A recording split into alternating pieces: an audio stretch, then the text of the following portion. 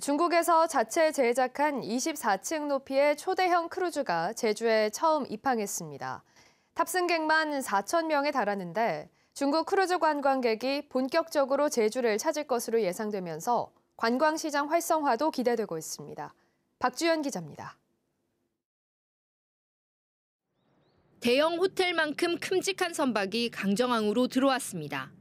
중국 상하이에서 온 13만 톤급 크루즈선 아도라 매직시티호에 탄 관광객은 3,800여 명.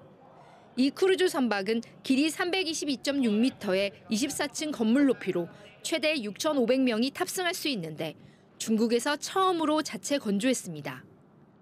중국에서 자체 제작한 첫 대형 크루즈선이 제주에 입항한 것은 이번이 처음입니다. 크루즈 관광객들이 버스를 타고 가장 먼저 찾은 곳은 동백꽃이 만발한 관광지. 제주꽃과 겨울 풍경을 배경으로 사진을 찍으며 자연을 만끽했습니다. 就空气非常的清新，然后就温度稍微低一点，然后这里非常的漂亮。 크루즈 관광객 모객을 위한 여행 상품을 개발하려는 여행사 관계자들도 함께 크루즈선으로 제주를 찾았습니다. 会的，因为我们也会根据不同的季节，然后济州岛有哪些景点更适合游客游玩，然后做一些升级的行程，让客人来选择。 아도라 매직시티호를 비롯해 내년에 제주를 찾을 예정인 크루즈선은 올해보다 3배가량 많은 200여 대. 내년 한 해 동안 크루즈 관광객 최대 100만 명이 제주를 찾을 것으로 전망되면서 크루즈 관광 시장이 가장 활발했던 2016년 수준에 육박할 것으로 기대되고 있습니다. 중국 쪽 크루즈가 활성화되다 보니까 많은 여행사들이 제주도 상품을 만드는 것에 대해서 관심을 가지고 있고 그러다 보니 이번에 이제 제주도를 방문을 하면서 다양한 상품이 만들어지는데 크게 기여하지 않을까 기대하고 있습니다. 하지만 내년에도 제주가 크루즈선이 잠깐 머무는 기항지에 머물면서 지역 경제에 미치는 영향이 미미할 수밖에 없는 만큼 체류 시간을 늘릴 수 있는 방안은 여전히 풀어야 할 과제입니다. MBC 뉴스 박주연입니다. 제주도민들은 자신의 삶과 살고 있는 지역의 생활에 비교적 만족하는 것으로 나타났습니다. 제주도가 도내 3천 가구의 15세 이상 가구원을 조사한 결과 자신의 삶에 대한 만족도는 10점 만점에 6.37점, 살고 있는 지역의 생활에 대한 만족도는 6.49점이었습니다. 행복감은 6.31점으로 걱정의 4.28점보다 높았습니다. 인구 유입 증가에 대해서는 긍정적 인식이 38.9%, 부정적 인식은 20.6%였는데 부정 인식이 2019년의 40.9%보다 절반으로 줄었습니다. 진실 화해를 위한 과거사 정리위원회는 국가보안법과 반공법 위반으로 불법 구금됐던 제주도민 고 김두홍 씨에 대해 중대한 인권 침해로 판단하고 진실 규명을 결정하고 국가의 사과와 재심을 권고했습니다. 김 씨는 1980년 일본에서 조총련 관련자들을 접촉하고 반국가 단체를 찬양한 혐의로 처벌받았는데 조사 결과 영장 없이 17일간 불법 구금됐고 잠을 재우지 않는 등 가혹 행위를 당한 것으로 확인됐습니다. 세계적으로도 희귀한 연산호 군락이 있는 서귀포 문섬 앞바다에는 우리나라에는 하나뿐인 관광 잠수함이 운항하고 있는데요. 이 잠수함이 천연 기념물인 연산호 군락을 훼손시킨다는 논란이 일자 문화재청이 36년 만에 운항을 중단시켰습니다. 조인호 기자입니다. 유네스코 생물권 보전지역이자 천연기념물로 지정된 서귀포 문섬 앞바다입니다. 관광객들을 태운 잠수함이 바닷속으로 내려갑니다. 수심 30m까지 내려가자 화려한 연산호 군락이 모습을 드러냅니다. 다양한 아열대 어류도 눈앞에서 볼 수 있어 해마다 15만 명이 찾는 국내 유일의 서귀포 관광 잠수함입니다. 그런데 이 잠수함은 올해 12월 31일까지만 운항하고 내년부터는 운항을 중단합니다. 지난 1988년 운항을 시작한 이후 36년 만입니다. 문화재청이 연산호 군락의 부정적인 영향이 우려된다며 운항기간 연장 허가를 내주지 않았기 때문입니다. 지난해부터 수중조사를 벌여 연산호와 수중 안반이 잠수함에 부딪혀 훼손됐다며 주장해온 환경단체는 환영 입장을 밝혔습니다. 천연 기념물에 합당한 원형 유지의 원칙에 따라서 사실은 보전 관리를 해야 되는 상황이었는데 그러지 못하고 훼손이 쭉 지속이 되었고 용인이 된 상황이고, 잠수함 업체 측은 운항 허가 종료를 불과 10여일 앞두고 재심 절차도 없이 허락하지 않은 것은 가혹하다며 가처분 신청을 냈지만 각하됐고, 이어 행정소송과 심판을 제기했습니다. 그리고 연산호 군락을 피해 운항하겠다면서 허가를 다시 신청하겠다는 입장입니다. 이제 저희 임직원은 물론이고 저희 제주 서귀포 인근 상권 그 여러 가지 저희 협력업체들의 타격을 입는다는 것은 갑작스러운 일이고 그거에 대해서 좀 고려를 안 해주신 것 같아서. 하지만 문화재청은 잠수함으로 인해 절대 보전 구역이 훼손됐다며 해경에 고발한 상황이어서 관광 잠수함 논란은 법정 공방으로 이어질 것으로 보입니다. MBC 뉴스 조인호입니다. 소방 긴급 차량에게 우선 신호를 주는 시스템이 내년부터 도입됩니다. 제주도 자치경찰단은 제주 전 지역을 대상으로 소방 긴급 차량이 출동할 때 신호 대기 없이 신속하게 목적지에 도착할 수 있는 우선 신호 시스템을 다음 달 1일부터 시행합니다.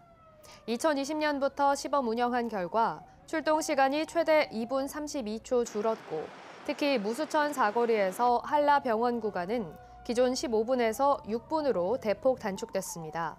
자치경찰단은 또 국비 5억 원을 지원받아 국내 처음으로 도내 모든 긴급 차량 154대에 전용 단말기를 설치해 소방본부에서 원격으로 출동 장소를 지정할 수 있게 했습니다. 학령 인구가 줄어들면서 제주 지역 고교 체제 개편을 위한 논의가 새해부터 본격적으로 이뤄집니다. 또 도내에서는 처음으로 공립 단설 유치원도 들어서게 되는데요. 김광수 교육감의 신년 기자간담회 내용을 홍수연 기자가 정리했습니다. 30년 뒤 지금의 절반 수준으로 감소할 것으로 예상되는 제주 지역 학령 인구. 신제주권에 편중된 학생 수 대비 부족한 여자 중고교 문제부터 예술고와 체육고 설립 요구까지 여러 교육 현안을 해결하기 위해 올해 제주도교육청은 11가지 연구 용역을 진행했습니다. 김광수 제주도교육감은 연구 용역이 정책 결정의 방향을 정하는 데 도움이 됐다면서 내년 초 고교 체제 개편 기본 계획을 세우고 추진단을 구성하겠다고 밝혔습니다. 기존 학교 체제에 대한 진단이 필요한 시기가 왔다는 겁니다. 학생이 감소되는 미래 세대를 위한 어떤 미래 교육을 준비하는 과정에서 제주도 전체의 유, 초, 중, 고의 학교에 대한 전체 체제 개편이 필요한 게 아니냐. 제주 도내 최초로 공립 단설 유치원도 설립됩니다. 우선 별도의 새 건물을 짓지 않고 기존에 운영 중인 제주시 월랑초 병설 유치원을 단설로 전환해 정원 115명 규모로 내년 9월 개원할 예정입니다. 있는 병설 유치원을 한번 단설로 접근해 보겠습니다. 교육과정이라든지 학생 교육의 질이라든지 등등이 어떻게 달라진지를 한번 보겠습니다. 김광수 교육감은 제주 영어교육 도시에 미국 애틀랜타의 풀턴 사이언스 아카데미 에서튼이 분교 설립을 신청해 심사를 준비하고 있다는 계획도 밝혔습니다.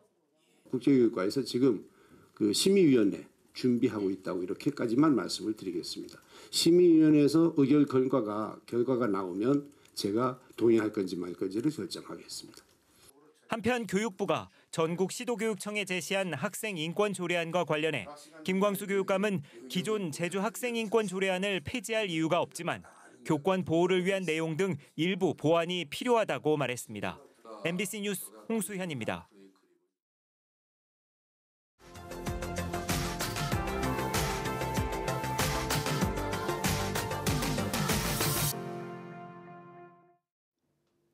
올해 처음 시작된 고향사랑 기부제. 1년 동안 시행이 되면서 제도가 정착되고 있습니다. 기부에 참여한 분이시라면 내 돈이 어디에 쓰이는지 궁금하실 텐데요. 일부 지자체에서는 사용처를 직접 선택하는 지정 기부제를 도입해 호응을 얻고 있다고 합니다. 울산 MBC 이다은 기자입니다. 울산 동구의 한 오피스텔, 1층에 편의점, 빨래방, 커피숍 등 편의시설이 입주해 있어 1, 2인 가구가 살기 좋은 여건입니다. 주변에는 현대중공업과 울산대학교 병원 등이 있어 직주 접근성이 좋습니다. 울산 동구청은 내년 상반기까지 17개 호실을 청년 노동자 공유주택으로 우선 공급하고 2026년까지 전체 57개 호실 모두를 공유주택으로 공급할 계획입니다. 동구는 기부금을 활용해 청년 노동자들에게 이곳 공유주택 임대보증금과 임대료 50%를 지원할 예정입니다. 지난 8월 동구는 이 같은 고향사랑 기부금이 어디에 쓰이는지 명확하게 알리는 지정기부제를 도입했습니다. 기부자가 자신의 기부금을 어떻게 쓸지 결정하게 되면서 고향사랑 기부금이 2배 가까이 늘었습니다. 지정기부 사업 시행으로 인해서 기부자들께서 내 기금이 어떻게 쓰이는지 그 정책에 대해서 공감을 하게 되는 계기가 되었고요. 울산 남구는 올해 모금한 고향사랑 기부금 1억 9천만 원을 신혼부부 대상으로 한 예방접종 사업에 쓸 계획입니다. 각 지자체마다 고향사랑 지정기부제를 활용해 인구 유입을 노리는 다양한 아이디어를 내놓을 것으로 전망됩니다. MBC 뉴스 이다은입니다.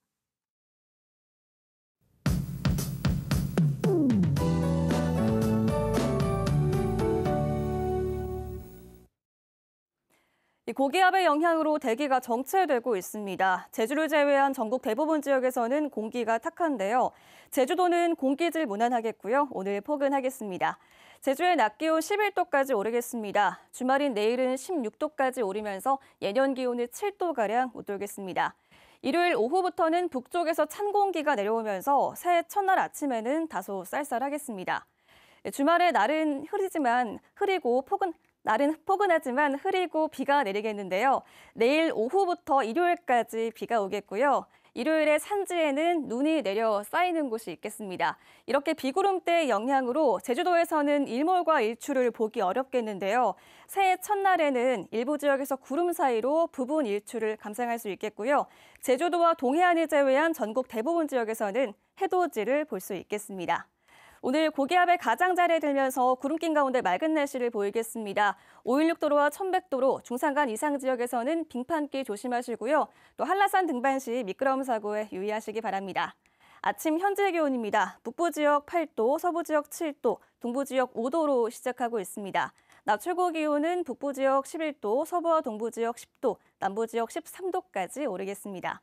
섬 지역도 종일 흐리겠고요. 마라도와 우도는 맑은 날씨 보이겠습니다. 오늘 해상교통 운항하기도 무난하겠습니다.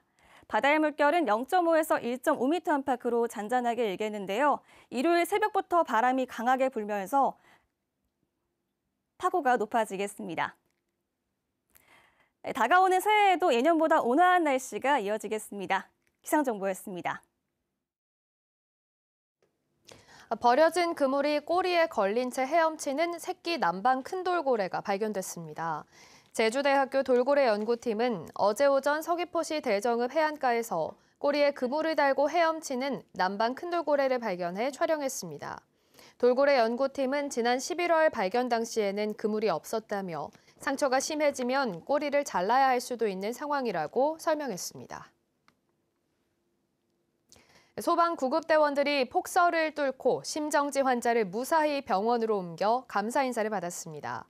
제주도 소방안전본부에 따르면 폭설이 내린 지난 21일 제주 경마장에서 쓰러진 40대 남성을 이송하던 노형 119 센터 구급대원들이 중앙선을 넘나들며 13km 거리를 달렸고 이송 중 심정지가 왔지만 심폐소생술로 의식을 되살려 병원으로 무사히 옮겼습니다. 한편 병원으로 옮겨진 남성은 치료를 마치고 대원들을 찾아 침착하게 대응해줘 믿고 의지할 수 있었다며 감사 인사를 전했습니다.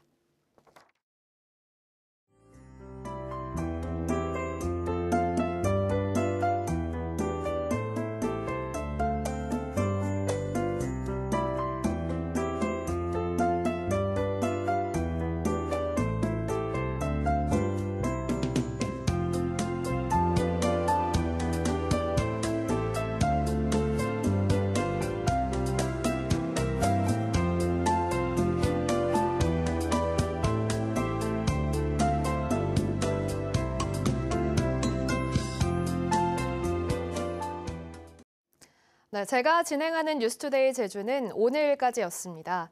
그동안 매일 아침 시청자 여러분께 다양한 소식을 전할 수 있어서 영광이었습니다. 다가오는 새해에도 행복함이 가득하시길 바랍니다. 네, 뉴스를 마치겠습니다. 함께해 주신 여러분 고맙습니다.